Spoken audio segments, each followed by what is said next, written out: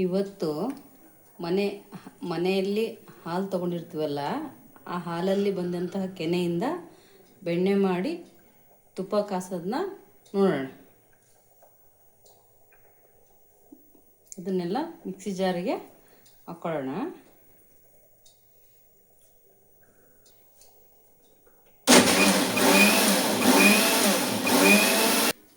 ಎಲ್ಲ ಕೆನೆಯನ್ನು ಚೆನ್ನಾಗಿ ಮಿಕ್ಸಿಯಲ್ಲಿ ಕಡ್ಕೊಂಬಿಟ್ಟು ಒಂದು ಅಗಲ ಪಾತ್ರೆಗೆ ಹಾಕ್ಕೊಳ್ಳಿ.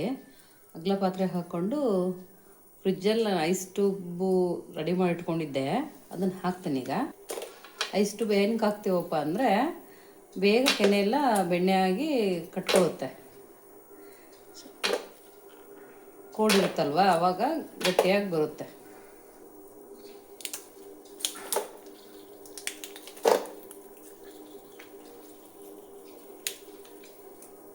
ನೋಡಿ ಎಷ್ಟು ಚೆನ್ನಾಗಿ ಬಂದಿದೆ ಐಸ್ ಟ್ಯೂಬ್.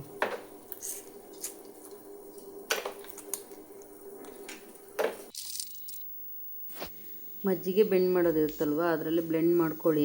ಒಂದು 10-15 ನಿಮಿಷ ಮಾಡಿಕೊಂಡ್ರೆ ಈ ಥರ ಚೆನ್ನಾಗಿ ಬೆಣ್ಣೆ ಬರುತ್ತೆ.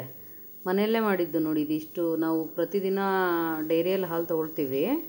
ತುಂಬ ಚೆನ್ನಾಗಿರುತ್ತೆ ಹಾಲು. ನಮ್ಮದು ಫ್ರೆಶ್ ಹಾಲು ಸಿಗುತ್ತಲ್ಲ, ಆಗಂದು ಚೆನ್ನಾಗಿ ಬರುತ್ತೆ. ಅದನ್ನು ಕೆನೆ ತೊಗೊಂಡ್ಬಿಟ್ಟು ಈಗ ಕಾಸೋಣ. ಅದೇ ಬೆಣ್ಣೆ ತೊಗೊಂಬಿಟ್ಟು ಚೆನ್ನಾಗಿ ಒಂದು 2-3 ಟೈಮು ನೀರಲ್ಲಿ ಚೆನ್ನಾಗಿ ತೊಳ್ಕೊಂಡ್ರೆ ಅದರಲ್ಲಿರೋದು ಮಜ್ಜಿಗೆ ಸ್ಮೆಲ್ಲೆಲ್ಲ ಹೋಗುತ್ತೆ. ನಾನು ಪ್ರತಿದಿನ ಕೆನೆ ತೆಗೆದುಬಿಟ್ಟು ಫ್ರಿಜ್ಜಲ್ಲಿ ಒಂದು ಏರ್ಟೈಟ್ ಕಂಟೈನರಲ್ಲಿ ಸ್ಟೋರ್ ಮಾಡಿ ಇಟ್ಕೊಳ್ತೀನಿ. ಚೆನ್ನಾಗಿರುತ್ತೆ ಬೆಣ್ಣೆ, ನಾವು ಅದನ್ನೇ ಯೂಸ್ ಮಾಡೋದು.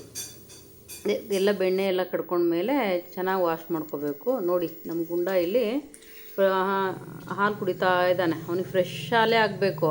ಕಾಸಿ ಆರಿಸಿರೋದೆಲ್ಲ ಆಗಬಾರ್ದು. ಅವನಿಗೆ ಹಸಿದು ತಂದ ತಕ್ಷಣ ಹಸಿ ಹಾಲು ಹಾಕಿದ್ರೆ ಚೆನ್ನಾಗಿ ಕುಡಿತಾನೆ ಅವನು. ಜಾಣಗುಂಡ ಅವನು. ಈಗ ಅದೇ ಬೆಣ್ಣೆ ಕಾಸೋಣ. ಈಗ ನೋಡಿ ಪಾತ್ರೆಯಲ್ಲಿ ಇಟ್ಟಿದ್ದೀನಿ ಈಗ ನಾನು ಬೆಣ್ಣೆ ಕಾಯೋದಕ್ಕೆ. ಅದಕ್ಕೇನು ತುಂಬ ಇಂಗ್ರೀಡಿಯೆಂಟ್ಸ್ ಏನು ಹಾಕೋದು ಬೇಕಾಗಿಲ್ಲ. ನಾವು ಬೆಣ್ಣೆ ಕಾಸಲು ನಾವು ಏನು ಹೆಚ್ಚಾಗಿ ಏನೋ ಹಾಕಲ್ಲ. ಅದಕ್ಕೆ ಒಂದು ಸ್ವಲ್ಪ ಮೆಂತ್ಯಕಾಳನ್ನ ಪುಡಿ ಮಾಡ್ಕೊಂಬಿಟ್ಟು ಹಾಕ್ತೀವಿ. ಮೆಂತ್ಯಕಾಳು ಪುಡಿ ಹಾಕ್ತೀವಿ. ಆಮೇಲೆ ಅದು ಸ್ವಲ್ಪ ನಂಜಾಗಬಾರ್ದು ಅಂತೇಳಿ ಒಂದು ತುಪ್ಪ ಕಾಸು ಲಾಸ್ಟ್ ಫೈನಲ್ಲಿಗೆ ಒಂದು ವೀಳ್ಯದೆಲೆನ ಹಾಕ್ತೀವಿ. ವೀಳ್ಯದೆಲೆ ಹಾಕಿದ್ರೆ ಏನಪ್ಪ ಅಂದರೆ ಅದು ಫ್ಲೇವರ್ ಚೆನ್ನಾಗಿರುತ್ತೆ.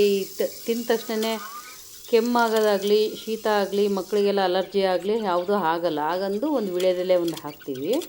ಮೆಂತ್ಯ ಪುಡಿ ಹಾಕ್ತೀವಲ್ಲ, ಅದು ಚೆನ್ನಾಗಿರುತ್ತೆ. ಫ್ಲೇವರ್ ಎಲ್ಲ ಚೆನ್ನಾಗಿರುತ್ತೆ. ನೋಡಿ ತುಪ್ಪ ಕಾಸಿದ ಮೇಲೆ ಎಷ್ಟು ಚೆನ್ನಾಗಿ ಬಂದಿತ್ತು ಗೊತ್ತಾ.